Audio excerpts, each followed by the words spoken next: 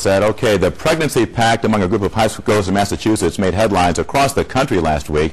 And now today, though, there are doubts over whether the girls actually made this deal to get pregnant and raise all their kids together. Today, the mayor of the small town is going to meet with the school and health officials to see if this pact is actually for real.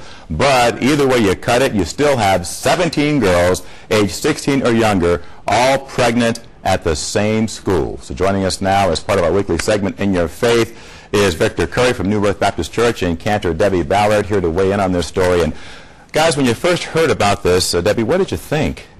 Oh, it's horrible. I can't imagine what is going on in the minds of these young girls. It's just horrible. And so now there's a question about whether or not they had a deal or not, but Victor, is that kind of beside the point? I think it's beside the point. I think we really need to get into the minds and the hearts of these young girls to see what would even bring them to the place where they would want to, on purpose, to have. If you were counseling them, what would you tell them? Well, first of all, I would go with something that I heard they said, that they were looking for unconditional love. And we really need to get to the core of why these young girls feel that they don't have unconditional love with maybe their parents or other siblings or other family members. But sadly, a lot of young ladies feel that way, don't they? They do. Unfortunately, society puts so much pressure on young adults today, and they feel like they need that loving connection, and I don't think that we give it to them enough. Calling upon your respective faiths, what can you say to them that would make them think perhaps differently? Well, as a Christian, I believe that one of the messages that we need to send forth is that in our faith we believe that God loves us unconditionally, and that needs to be brought forth. For God so loved the world. It's not based on behavior, it's just based on his love unconditionally. He's not waiting for us to become something before he loves us. We live in a society where our love is based on performance. If you perform well, then I'll love you. But I really don't need your love if I'm performing well. I need your love when I'm really, really down and when I really mess this thing up. This speaks to the issue of self-esteem, which of course is a critical issue for all of us, but for young ladies in particular. How, what would you say in terms of faith that could help them deal with that issue of self-esteem, to love themselves? I think it takes a lot of work, but I think that the positive reinforcement needs to come not only spiritually, but from the immediate family unit as well. And I wonder, how can we really teach these girls to have faith if the parents aren't reinforcing that? I keep going back to the parents. I don't think it's so much a faith issue. I think it's a parent issue. And now it's a schools issue, which brings us to another issue. Should schools be teaching sexual abstinence or sexual responsibility? What do you think? Well, I think we should start with abstinence.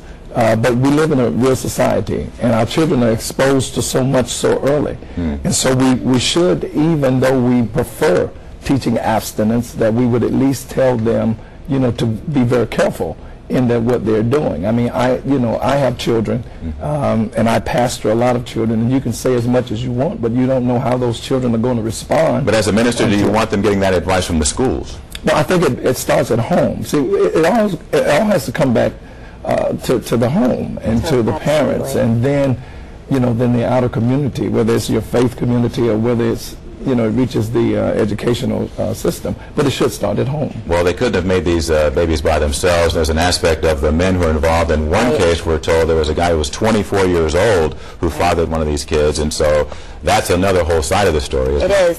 It is. It's the legal issues, but I also ask about, what about the 16-year-olds, and how do the legal issues affect them? It's one thing for a 24-year-old to have relations with a minor, but what about these 16 and 17-year-olds? And we really need to crack down and look at how that impacts the community and the legal structure as well. Yeah, in an era where they're exposed to so much so young, it is difficult to sell the message that you should delay having sex, you should delay having kids. So how do you sell that idea?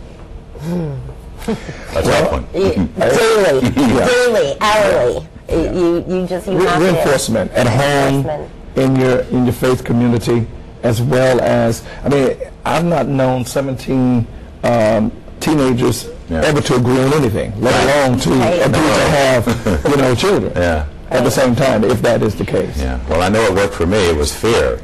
Right. You know, because negative reinforcement, because But we see so many people in the press now. This, you know, Right. the teenagers being glorified for having a baby. yeah, you're right. Britney Spears, Jamie Lynn, yeah, 16 years old. Yeah, You you're know, right. it looks good. It looks cute. But it it's ain't. fun. It ain't. Yeah. It's hard work. Thank you so much for being here today. Thank you. Enjoyed talking with you.